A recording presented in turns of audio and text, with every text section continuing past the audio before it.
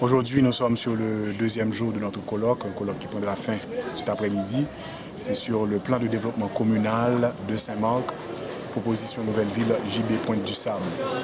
Et l'idée ou objectif même de ce colloque, c'est de pouvoir promouvoir notre nouvelle ville Jean-Baptiste Pointe-du-Sable, qui sera un développement durable et soutenable et qui aura beaucoup de force économique pour la région de l'Artibonite et du plateau central. Thème ou sous-thème, c'est le commencement de la décentralisation, déconcentration et relocalisation pour la région. Pourquoi vous avez donné le nom Jean-Baptiste Pointe-du-Sable à ce projet? Bon, étant donné que nous, de la Haitian Memorial Foundation, nous sommes une organisation qui commémore et valorise nos grands ancêtres du passé, particulièrement ceux qui ont beaucoup contribué ailleurs aux États-Unis pour l'instant, ont pu contribuer énormément. Et le fait que Jean-Baptiste Pointe-du-Sable est originaire de la ville de Saint-Marc et qui a fondé la nouvelle ville de Chicago, on pense que c'est idéal comme renouvellement et démarrage pour nouveautés pour cette zone. Monsieur Jean-Baptiste, est-ce que vous pouvez nous... monsieur ingénieur Maxime, nous parler certainement un peu les grands points de ce projet-là? Les grands points de ce projet. Bon, hier, ce que nous avons fait, c'est que nous avons exposé et débattu les différents thèmes avec un remontage géographique et historique de la zone même du bas Artibonite et du haut Artibonite et le développement potentiel qui y réside.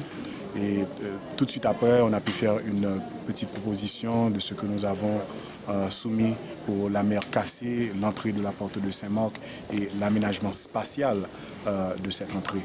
Et aujourd'hui, qui est le point culminant pour nous, c'est exposition sur un grand micro-projet ayant trait au centre d'accueil et de secours Pierre-Toussaint Emergency and Disaster Site, pour cette zone, afin de pouvoir répondre aux crises annuelles du pays avec les cas de désastre qui surviennent, surtout des Gonaïves, où Saint-Marc est forcé à être ou à devenir une ville expert en cas d'urgence et de désastre, mais malgré tout n'arrive pas à bien répondre aux besoins sociaux de ces gens-là qui se trouvent complètement démunis et deviennent des réfugiés.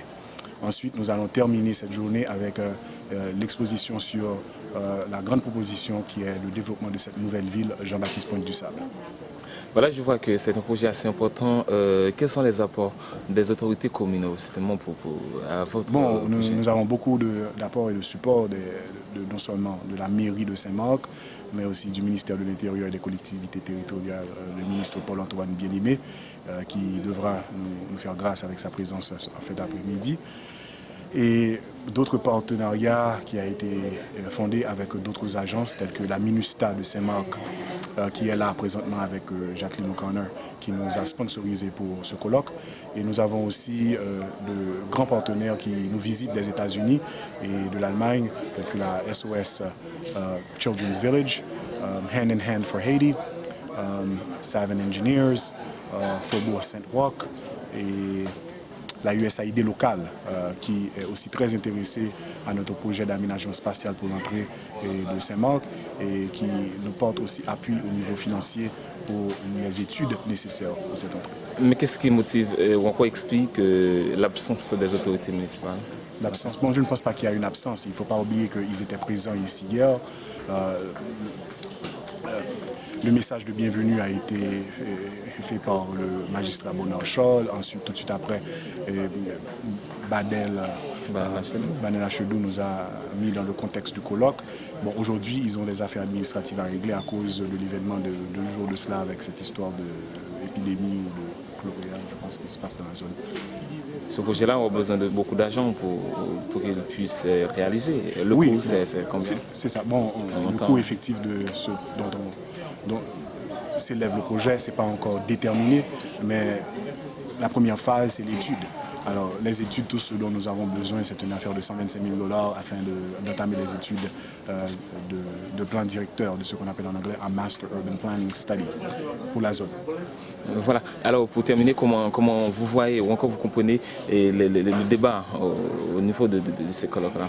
Bon, jusqu'à présent, ça marche assez bien et les gens se paraissent satisfaisants, paraissent très satisfaits du déploiement du colloque et ils ont pas mal de questions pour nous. Et on va voir où est-ce que ça va amener. L'une des remarques générales, c'est le fait que pourquoi est-ce qu'un projet d'une telle envergure n'est pas encore compris dans le grand développement de la reconstruction du pays. Et malheureusement, Saint-Marc est souvent marginalisé, oublié ou mis à côté. Et nous, de la Haitian Memorial Foundation, nous essayons de changer tout ceci.